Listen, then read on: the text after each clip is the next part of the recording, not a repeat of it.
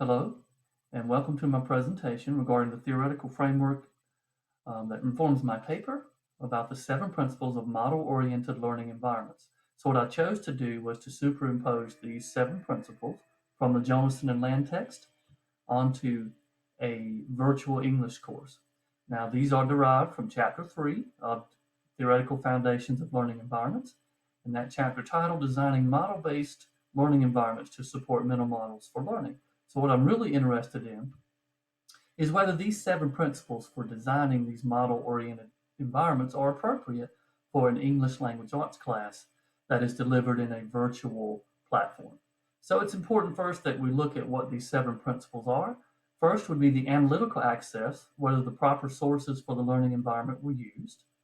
2, access to the student's episteme, so whether the learner model is matched with the learning environment appropriately and that it fosters curiosity.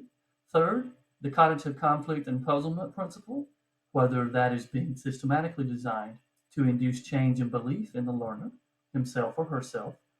Diversity of services, whether the particular types of products and interactions are inducing generalization from the course that can be transferred outside to other activities. Decontextualization to stabilize and limit the generalization and then transfer that effectively as well. 6 would be the multiplicity of goals and performance evaluation, basically to allow the development of the student learning and track that understanding throughout the course. And the last one, the diagnostic access to learning and specifically to change and to monitor the process of learning within the actual brain of the learner. And that's a pretty complex task. The course that I'm using is the North Carolina Virtual Public School course. And just for a bit of background, the North Carolina Virtual Public School was established in 2007. This is an English 3 honors course. It is available for public use through the Commons aspect of the Canvas learning management system. Currently, I am the teacher of record for 2 students whose courses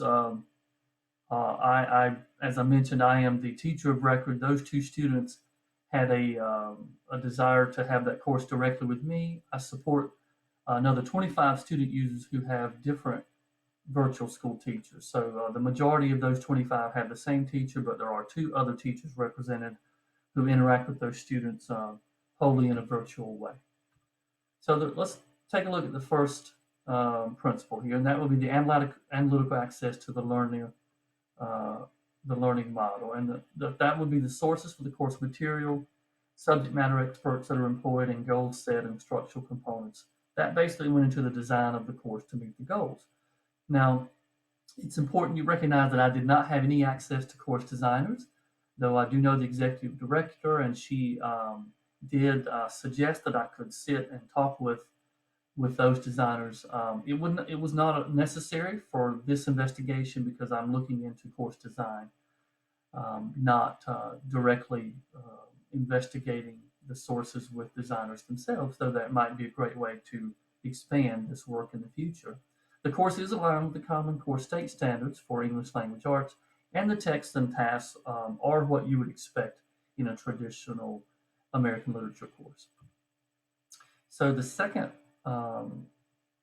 principle is epistemic access, matching the learner and the learning environment. Now, Jonathan and Lance identify that explicit opportunities to confront the old beliefs or to construct new aspects to them is a very important aspect of learner-oriented models. And I did find some evidence of that quite frequently. For example, do you see any similarities between your own beliefs and the beliefs of the folks being studied, in this case, the Mayans and the Inuits? However, there is little evidence that students are challenging their belief systems. There were no rubric components that address the change of the episteme in the learner, and reflections are effectively requesting comparisons and contrasting with prior knowledge. So there is a specific aspect of that students are asked to to access their episteme, but there's not a lot of evidence in the product, in the course itself, that these reflections are systematically bringing about change in the episteme. So that conversation may be taking place between students and their instructors in informal ways through the feedback and through discussion boards, though it is not systematically happening based on the questions that are inside discussion boards, and we'll look at that in more detail in just a little bit. The next principle would be cognitive conflict and puzzlement to induce change in belief. Now, this one is particularly important in that learners need, quote, puzzlement or cognitive conflict to construct new knowledge over their prior existing structures. And Jonathan and Land point out in that chapter 3, if that is not taking place, the prior knowledge may be reactivated and maintained instead of new information being incorporated in the learner. So there is little evidence that new knowledge is being constructed, although cognitive puzzlement is a focus. And you will see that. It's just that cognitive puzzlement has a different aim, and we'll investigate that.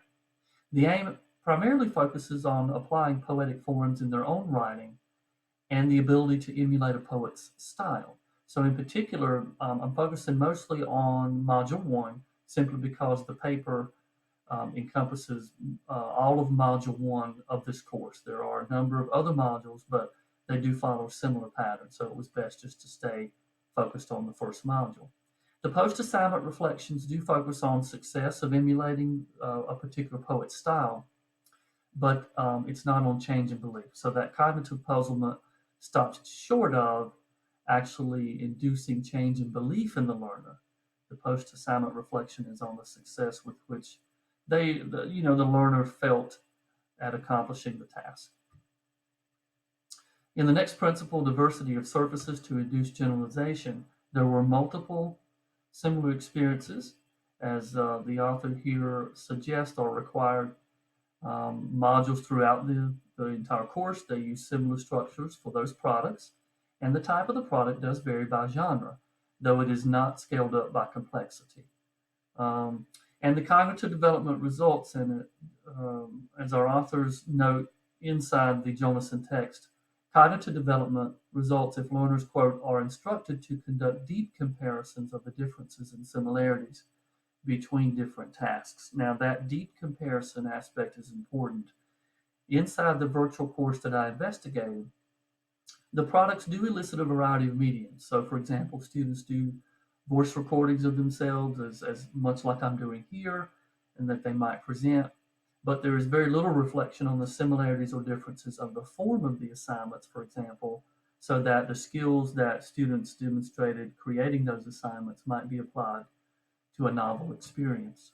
Reflection is typically focused on process of creation, and it's mostly affective. In other words, how did you feel? Did you feel successful? What would you do differently next time? And that does wander over into the cognitive domain, but it appears to be less specifically focused on challenging belief and challenging to move to a higher level of complexity. Our next principle, decontextualization, to stabilize and limit the generalization and then to transfer, is particularly complicated. And our authors note that it requires a dialogue between learners and experts in order to induce reflection, as well as dialogue among the learners themselves, basically to focus on misconception and different interpretations. Now, what we don't see is enough evidence upon which to form a hypothesis in this particular one, and that is because student-instructor feedback was not available. So, by and large, I did not have access to the specific statements that instructors were making to students or that students were making in response to those instructors. I did have available some of that, but I did not investigate that to a large degree for this paper. Discussion posts do elicit this type of reflection, and that would be the discussion posts may ask a student to identify their misconception or what they've learned as a result. And the question is whether the instructor is intervening to foster that deep discussion, and that would be visible if I took a closer look at the feedback. Is the discussions focused on the misconception or on alternative interpretation? So there's an uncertain nature of the form of the feedback and whether it is geared toward that specific aim, which would be a higher level of cognitive puzzlement, confusion, generalization, in order to move students to a higher level of transfer because they were actively engaging their misconceptions. In our next in our next aspect of our of our goals here, the multiplicity of goals and performance evaluation. So this principle asks whether the design of the environment basically can be directly aligned with learners' actual understanding versus their interaction within the course itself. So the quote here is, even if the cause of the expert performance within the learning environment is undoubtedly experience and knowledge, the learner's actual understanding may be overstated by his or her performance. Now, this is something that happens when students get really comfortable with the environment. They become more efficient at attaining outcomes, not because they've learned something new, but because they've learned how to interact with the environment more effectively. The rubrics in the virtual English course do focus on process elements of task creation, but it's only after the fact. So the issue is that I can't systematically investigate whether instructors are moving learners along those, along those lines and discussing whether the experience is growing and whether the knowledge is growing as the course is progressing. That wasn't visible to me until I looked at the rubrics. Now that may be taking place, but I was not able to systematically investigate the feedback as noted earlier. Um, so what it leads me to believe is that this course is really based on a completion model, perhaps, or a mastery model, and that depends on, of course, the level at which the instructor is gauging those products, because it can be subjective whether this information appearing in an essay is actually indicative of a student's skill, or whether it's indicative of whether that the student just included those elements in the final product. So there's the question here that kind of goes through the remainder of my presentation, is whether this course is based on a completion model, a mastery model, or a growth model. And it wasn't quite clear what complexity might mean in this course. So for example, does the paper just become longer? Do we put it in a different genre? And is that how we scale up the difficulty of the task? And how do we assess mastery of complexity? So that is, as I mentioned earlier, it's a pretty subjective statement, because we don't really know for sure if it varies based on who the teacher is.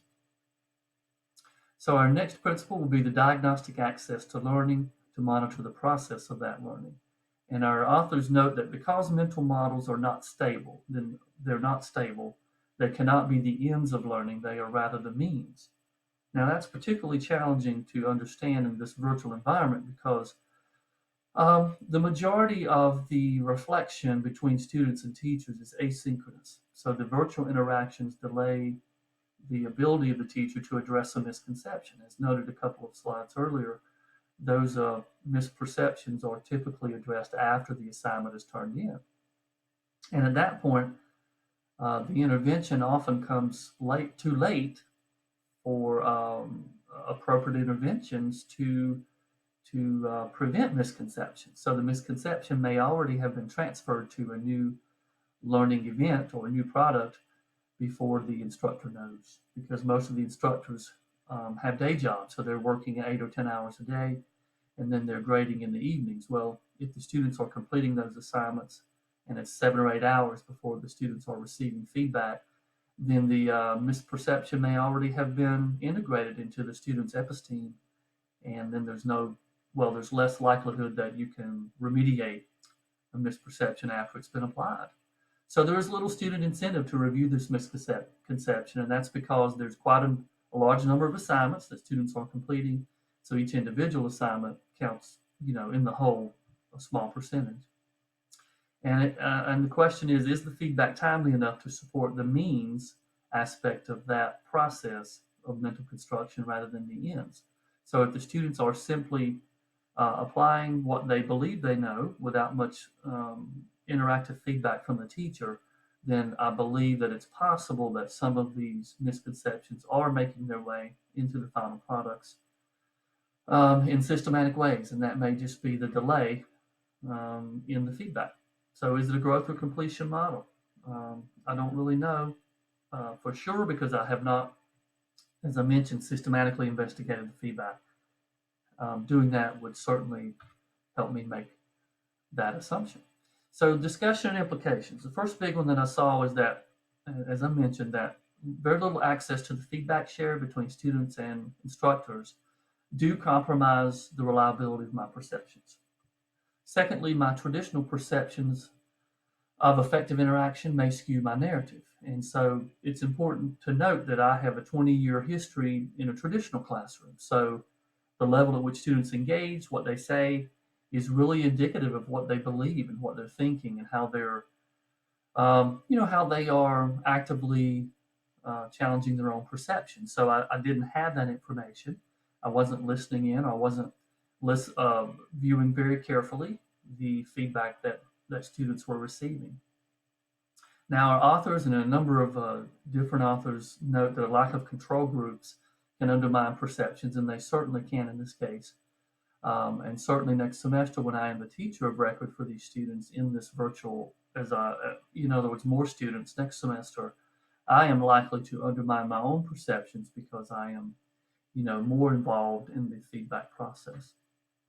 The products did not seem to increase in complexity, and that was across the board. The genre changed, the length of the assignment changed, but I'm not confident that that level of increased complexity is robust enough to make a firm judgment on how the model-oriented environment is being created, if it's deliberate or not. Is asynchronous feedback responsible for these differences of perception? And that might be possible. The length of time it takes for students to receive that feedback may be undermining the ability of the design to actually address the change in episteme.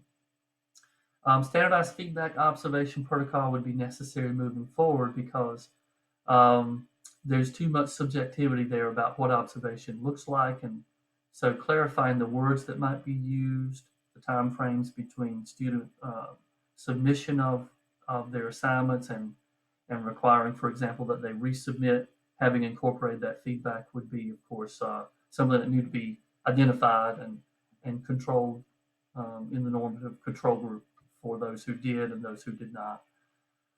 Obviously, we need more practitioners to reduce the bias of this perception. So I am a single person who is investigating. So we would need to do that across multiple disciplines, though, of course, the focus of this one was ELA, and whether this model of learner-oriented model design could accurately inform the design of this virtual English course. Additional theoretical frameworks are needed, and what I have realized through this investigation is that the situative learning discussions we've been having, whether these are more geared towards science and mathematics, might be undermining the applicability of these 7 principles to ELA, and I would have to agree with that. I'm still forming my final assumptions on that, and I will be expanding some layers of the paper to really investigate a possible different theoretical framework. The references that that I have used are there for your perusal, and a link to the paper at the end. So I have much enjoyed this investigative process, and what's clear to me is that there's much more work and research that needs to be done with actual students as they are engaging particular learning models. And also I've recognized that the learner design, or the LE, the design of the learning environment, is specific, absolutely specific to the content, the pedagogy that's taking place, the timing, the ability for students to do project-based learning inside those environments could certainly impact that. So I'm looking forward to investigating some new options to determine whether those might more effectively inform the design of a learning-based environment for an English language arts course. Thank you so much.